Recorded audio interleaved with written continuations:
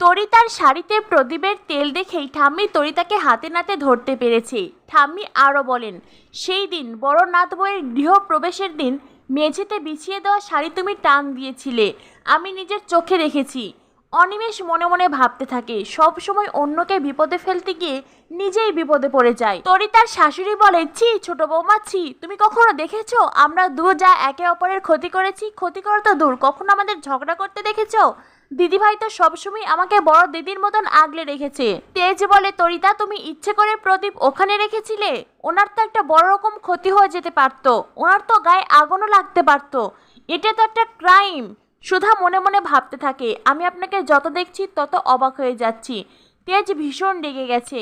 তরিতা তখন বলতে থাকে, বিশ্বাস করো ঠাম্মি, আমি না সুধাদির কোনো ক্ষতি চাইনি, আমি প্রদীপ ওখানে রেখেছিলাম যাতে সুধাদির কাজে সাহায্য হয়।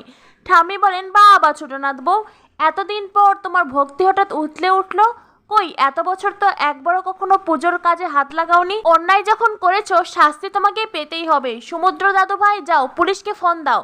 সমুদ্র ফোন বের করতেই তরিতা ঠাম্মির পায়ে লুটিয়ে পড়ে। তরিতা বলে, আমার ভুল হয়ে গেছে ঠাম্মি, তুমি আমাকে ক্ষমা করে দাও, আমাকে পুলিশে দিও না ঠাম্মি। ঠাম্মি বলেন, আমার পা ধরে নয়, যাও বড়নাথ বউয়ের পা ধরে ক্ষমা চাও। আর হ্যাঁ, সুধাদি কি আজ থেকে দিদিভাই বলে রাখবে।